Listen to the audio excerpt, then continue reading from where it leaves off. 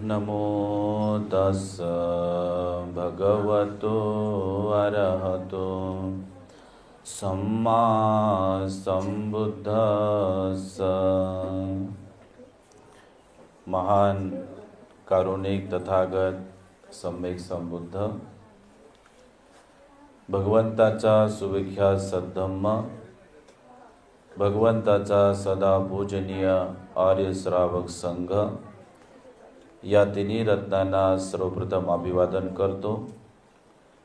आपल्या सर्वांचे उद्धार करते, भारतीय राज्यघटनेचे शिल्पकार, परमपिता पूज्य बोधिसत्व गुणोपेतन डॉक्टर बाबासाहेब आंबेडकर यांच्या समग्र धम्मक्रांतीमध्ये संपूर्ण जीवन समर्पित करून आज आयुष्यमान श्रद्धासंपन्न धम्मोपासक सिद्धार्थ बाबासाहेब थोरात महावितरण हिंजवडी शाखा मागासवर्गीय विद्युत कर्मचारी संघटन पिंपरी विभागाचे अध्यक्ष तथा मागासवर्गीय विद्युत कर्मचारी सहकारी पतसंस्था मर्यादित पुणे यांचे संचालक ते आहेत।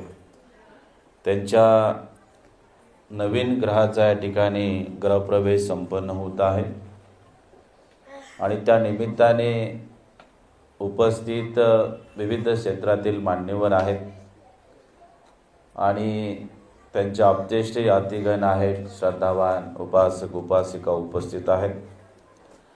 आपल्या सर्वांच्या प्रती अनंत अनंत मंगल मैत्री आशीर्वाद भावना व्यक्त करतो। सद्धर्मामध्ये बुद्धपूजा असेल, परित्राण पाठ असेल, या धम्मसंस्काराला विशेष महत्त्व आहे आणि हा धम्मसंस्कार आज वर्तमान काळामध्येच लोकांच्या घरामध्ये घेतला जातो अशातला भाग नाही। तर ही जी संस्कृती आहे ही बुद्ध काळातील धम्मसंस्कृती आहे। जर आपण पाली साहित्याचा अभ्यास केला तर त्याच्यामध्ये दिसून येईल की बुद्धांच्या काळामध्ये जर एखाद्या राजाने राजमहल उभारला असेल किंवा एखाद्या श्रेष्ठ व्यक्तीने त्याचं घर उभारलं असेल, सामान्य व्यक्तीने त्याचं घर उभारलं असेल, तर ते लोक त्या घरामध्ये राहण्यापूर्वी तथागत सम्यक संबुद्धांना घेऊन येत असत आणि भिक्खू संघाला त्या घरामध्ये आमंत्रित करत असत आणि त्यांच्याद्वारा त्या नवीन वास्तूमध्ये, नवीन घरामध्ये, नवीन राजवाड्यामध्ये भगवान तथागतांची पूजा वंदना परित्राण पाठ बोलल्या जात असे, मंगलमैत्री पाठ केला जात असे, धम्मदेशना होत असे। त्या नवीन वास्तूमध्ये संघाला दान धर्म करण्यात येत असे आणि नंतर ते लोक त्या नवीन घरामध्ये राहत असत। तर आपण लक्षात घ्या की नवीन घरामध्ये आपण ती पूजा का घ्यावी, परित्राण पाठ का घ्यावा, तर याचे कारण श्री सद्धर्मामध्ये तथागत भगवान बुद्धांनी सांगितलेले आहेत। आता तुम्हाला इथे एक प्रश्न केला की या जागेवरती 100 वर्षापूर्वी काय होते, तुम्ही नाही सांगू शकत, आहे ना। इथे 200 वर्षापूर्वी 500 वर्षापूर्वी कोण राहत होते, कुठल्या कॅटेगरीचे लोक राहत होते, असा प्रश्न विचारला तर आपण काही सांगू शकत नाही, आहे ना।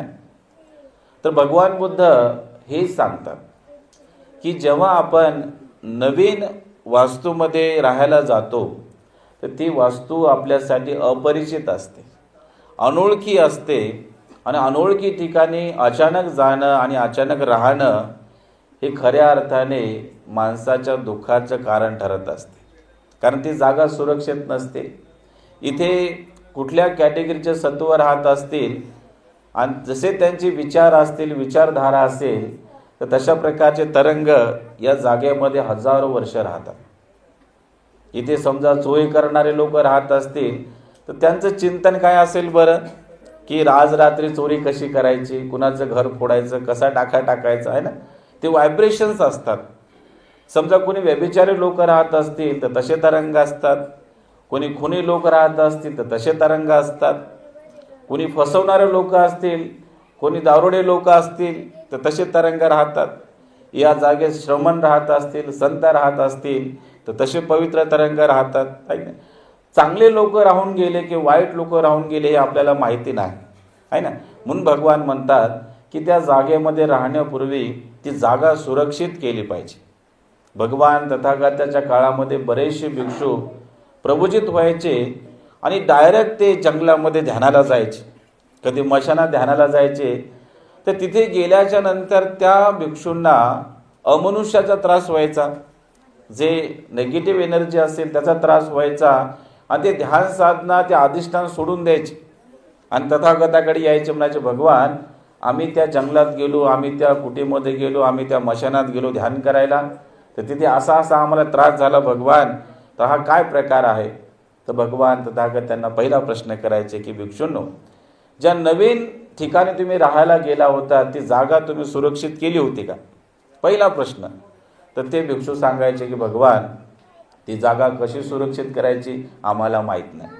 तर भगवान बुद्ध त्यांना सांगायचे की भिक्षूंनो, ही गोष्ट तुम्हालाही सांगतो आणि उपासक उपासिकांनाही सांगतो. तर बुद्ध म्हणायचे की ज्या नवीन वास्तूमध्ये तुम्ही राहायला जाता त्या जागेत राहण्यापूर्वी तुम्ही काय केले पाहिजे, तर तुम्ही बुद्ध पूजेचा पाठ केला पाहिजे, त्रिरत्नाची वंदना केली पाहिजे, मंगल मैत्रीचा पाठ त्या घरामध्ये केला पाहिजे, परित्राण पाठ श्रवण केल्याच्या नंतर आपण त्या घरामध्ये राहायला पाहिजे. परित्राण पाठ केल्यामुळे काय होणार आहे, इथे जे काही निगेटिव्ह राहणारे सत्व असतील, शक्ती असतील, एनर्जी असेल, ते बुद्धाच्या मंगल मैत्रीच्या द्वारा शांत होणार आहेत, त्यांना आशीर्वाद मिळणार आहे आणि ते सत्व नेगेटिव्ह एनर्जी या ठिकाणाहून दुसऱ्या ठिकाणी पलायन करणार आहे. आलं लक्षात. यासाठीच आपण नवीन घरामध्ये बुद्ध पूजा करायची असते, परित्राण पाठ करायचा असतो, आशीर्वाद ग्रहण करायचा असतो, सद्धर्म देशना श्रवण करायचे असते आणि भिक्खू संघाला दान आदी कुशल कर्म आपण करायचे असतात. अगदी याच बौद्ध संस्कृतीला आज थोरात साहेबांनी ध्यानामध्ये घेऊन आपल्या लक्षात घेऊन त्यांनी आज खऱ्या अर्थाने या ग्रहाचा ग्रहप्रवेश बौद्ध धम्माच्या श्रेष्ठ संस्कृतीला अनुसरून या ठिकाणी त्यांनी संपन्न केलेला आहे. खरं तर ते त्या दिवशी भंतेजींचा शोध घेत होते आणि आम्ही विद्यापीठात होतो, तिथे अचानक आमचे भेट झाले आणि त्यांची श्रद्धा बल बघून आमचंही चित्त झालं की चला जाऊयात उपासकांकडे. आणि त्यांनी विशेष करून लातूरचं महत्त्व सांगितलं. आम्ही लातूरहून आहोत आणि पुण्यामध्ये आता वास्तव्य आहे.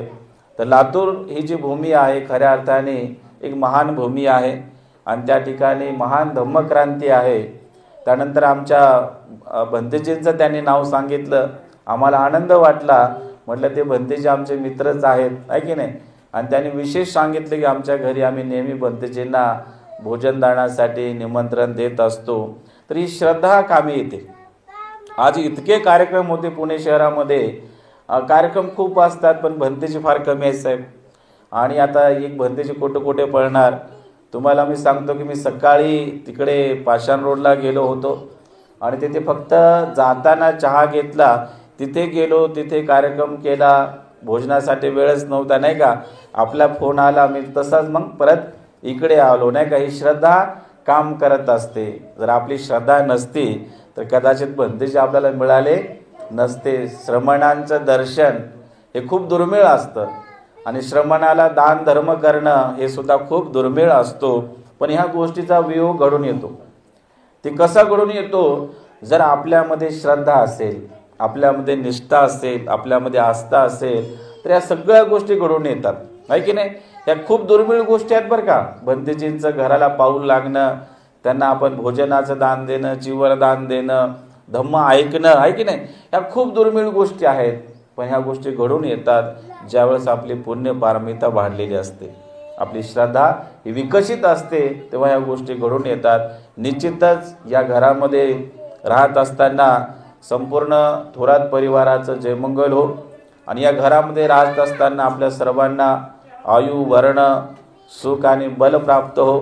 आपल्या सर्वांच्या इच्छित आणि पार्थिव मनोकामना पूर्णत्वात जाऊन अशा प्रकारची सदिच्छा मंगल मैत्री व्यक्त करतो आणि आपल्या सर्वांची रजा घेतो. भवतु सब्ब मंगलं, सर्वांचे मंगल हो.